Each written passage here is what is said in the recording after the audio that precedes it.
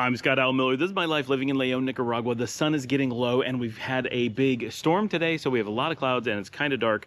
So I'm going to move fast, but that's okay. It's going to keep the camera from overheating. And today we're going to be talking about what we're hearing as rumors and what we're hearing on the ground as what's behind those rumors, with a lot of things going on here in the country. And importantly, what we're seeing in downtown Leon right now is the removal of a bunch of the outdoor areas around the mercado, around the market, the traditional market, right? This is the ones you kind of see in a lot of telenovelas and Latin American tourist stuff, where you go in and you have all the like chaos in the shops everywhere. And of course, Mercado Oriental in Managua is our famous one here, or the Artisans Market in Masaya. But every city has a large market, and it's a big draw in places like Antigua, Guatemala. People go to the market, and even if you just walk around and look at things, which drives the Mercado crazy because they're an actual shopping area, it's a popular thing to go and see what life is like, because we don't have these things in North America. We really don't, where it's just, you know, fruit vendor and a butcher and a cheese shop and just a million different things all spread out. But around the physical mercado there, and of course the one here in Sutiava recently was removed, and they switched locations and things really changed a lot. We're seeing this huge change downtown next to the Catedral, where they've taken everything out from the outside of the market. They've taken out the kind of makeshift spaces in between, and it's just all wide open and clear. It is a completely different space down there. And what's going on? What's prompting this? Well, there's a lot of theories. We're going to talk a little bit about that because it's of interest for those who are keeping up on what's going on in Nicaragua right after the bump.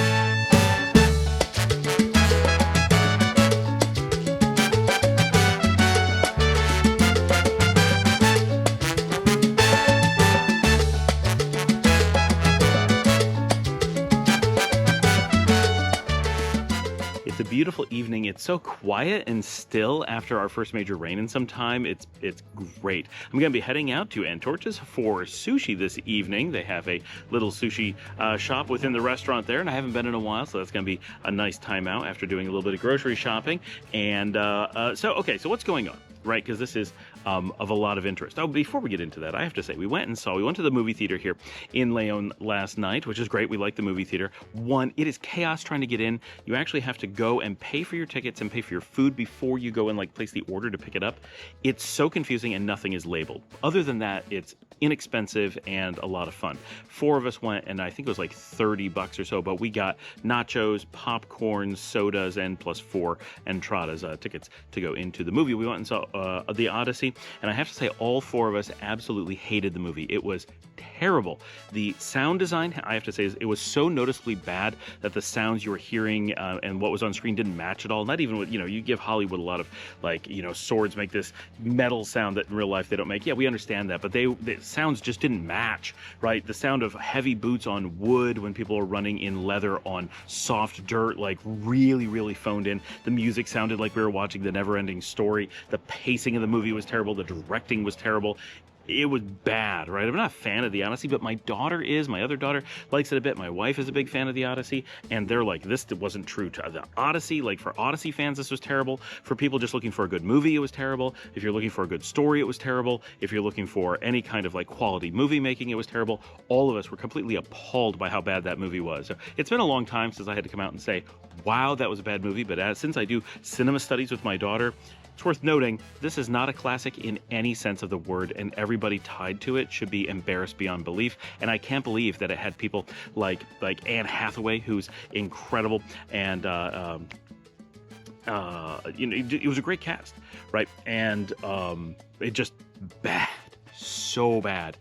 So skip that of all things. Anyway, just had to say that we finally go out to the movies for a change, and it was that shockingly bad. Just wow. But anyway, and Matt Damon, of course, who does a fantastic job in the movie. I think he did a wonderful job of playing Odysseus, although I wonder why they didn't use Greek actors, right, for any of these roles, as if Greece doesn't have, plenty of people that would do it. So what's going on in the country? Well, we don't know. right? This is not a concerted effort with a clear announcement going on, but we're seeing a lot of, especially the old mercados, being cleaned up. And one of the things that has been rough around a lot of the country is a lot of these mercados are very makeshift, right? They start off with a building, and then people don't want to pay to be in the building, so they set up shop in front of the building. They end up blocking roads. They end up blocking legitimate shops. So like if you may have a shop that you pay for, and you're paying your taxes and everything, and then someone wants to set up a shop that competes with you, and and they just set up on the sidewalk in front of you, or basically the sidewalk directly in front of you. They block access to your business, and they often block access to the road. They make it very difficult for people to go shopping, but they also make it impossible for the shops to compete because someone's working for free in front, whereas someone in the back has to pay. It's very messy. And here in Sutiava, we had that problem. There was you actually didn't know where the market was. There were so many people that just camped on the street around it. The traffic stopped going through there. People did a lot of effort to work around, and you had no idea there was a real market. It was so obscured. Whereas if you look at like telenovelas about Colombia, you'll see these markets with these nice restaurants inside and lots of nice places to go. And I've gone to lots of markets and gone and eaten there. But here in Nicaragua, a lot of the markets are just mayhem, to a point where none of that really functions. You can't really find your way in. Sure, the people that work in the market might use those things, but actually going to a market and trying to use it in some way often is quite difficult. Not always, sometimes it works, but some of these were pretty bad. And Sutiava was especially bad, but the central market in Leon, which I have filmed for you guys previously, also pretty bad. So we're seeing this huge cleanup going on. And what's actually driving that? Well, part of it might be tourism. There's definitely some real problems where the one here in Sutiava was actually restricting traffic to and from the beaches. Every single car going to and from the beach and the city buses had to squeeze through this really dangerous and quite time-consuming bottleneck caused by the markets taking what should be a 4-lane road down to 1 lane. And the space that was where that is now where that brightly lit new park is that I showed not too long ago. So that's an important difference. Right now, it's the easiest, best lit place to get through in this part of the city, and it used to be a bottleneck and completely obscured, totally dark at night. It made it dangerous just because it was such a long stretch with no lights whatsoever.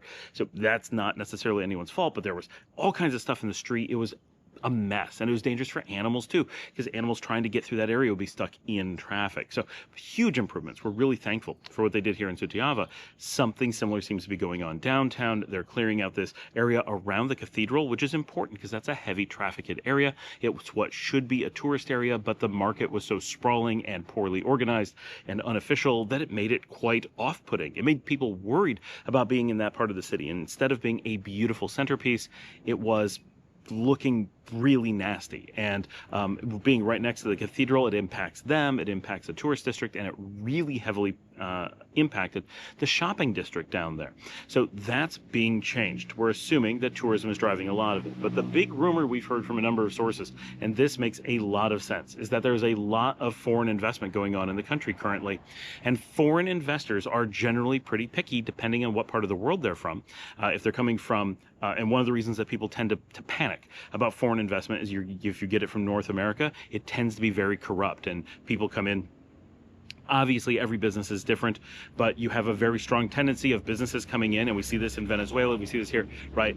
Coming in and trying to seize property, trying to skirt the law. A lot of corruption tends to come in with those style of businesses, but the business investment that's coming in here is primarily coming from Asia and most heavily from China. China is known for being very strong-handed against corruption. They don't put up with it. And so a country that wants to get foreign investment from China needs to do something about corruption. And we're not talking about this high level, government officials, being corrupt. We're talking about the police not shutting down a stand, or some stand getting away without maybe paying taxes because, well, they're kind of really small. They're just on the sidewalk. They don't have an actual, it's the kind of things where some little tiny business just doesn't get caught on the radar. But when you have lots of those, it starts to become a real problem, because businesses that are paying import taxes, businesses that are legitimately doing what they're supposed to do, end up at a disadvantage. And sure, you can say, well, locals need some advantage. Well, yes, they do, but they already have really big advantages. Doing we're going to look the other way on the law is probably not the place to do it. And officially, of course, that's never happened. But there's at a certain amount of, it's just not a thing that's had a focus on crackdowns before. And across the board, right, we know that coming from the occupation years, a lot of corruption was well known in the country.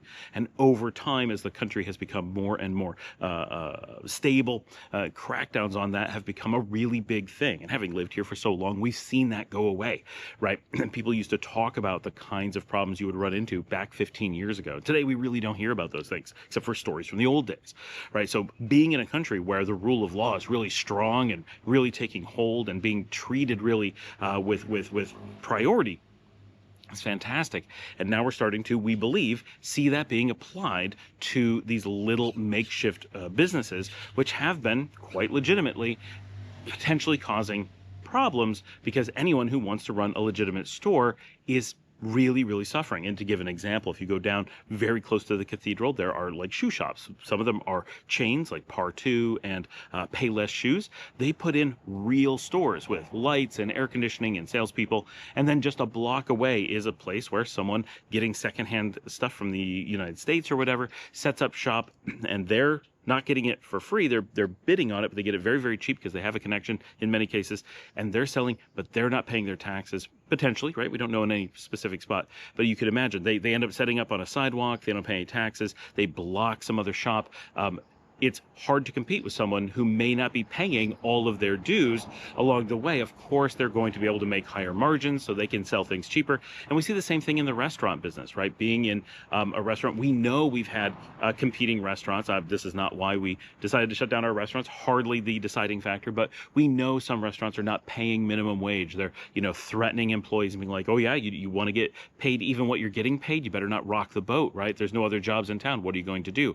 Or they may not be paying all of their taxes, or they may not be, meeting fire code and doing something to skirt those rules. Any number of things, right? We know when everyone knows in the community when those things are happening, and you know that there's no way to compete with those businesses because they can sell higher quality food at lower prices and put other people out of business. And unless they get caught, there's no way to compete with them except for doing the same thing, which is a terrible answer. So it's a really important thing for businesses that everybody have an equal playing field. That's what gives everyone the best options. And that's what we believe is starting to happen. Of course, this is high-hanging fruit, right? A lot of much more important things had to happen first, but we've seen those things happen. So now what we believe we're seeing is this getting down into the minutia of everyday life, of small, tiny businesses that may have been taking advantage of the system, and that's being cleaned up, we think. That's the rumor that we've heard from a number of different people, that big investors that are willing to come in and do really good things to help in the country aren't willing to do so unless they're being treated equally. No one's asking for special treatment. No one's heard anything like that. Well, I've heard some of those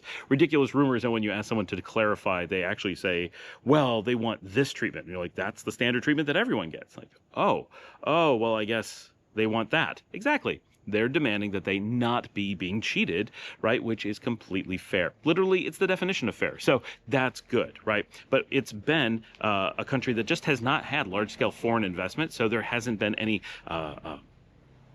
group to be able to speak on behalf of foreign investors and say, we would be much more willing to invest if the playing field was protected a bit more. And now it seems, this is the rumor, that it is being protected, and the government has woken up and said, wow, this is now a priority. We got to do something about this. And we believe that's what we're seeing happening in the country. So that's very exciting because, we all know when you go into these little shops that it's like, and if you do business here and you go shopping at a lot of those shops, they won't give you a receipt.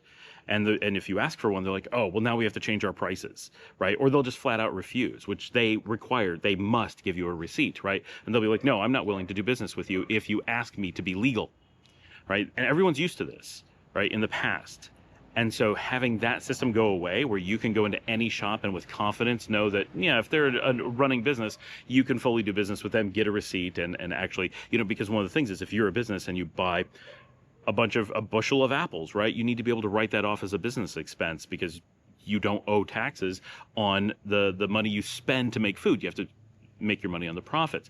But if you can't declare that you purchased ingredients, now you're paying taxes on the full price of things. Like, it shuffles where the taxes go.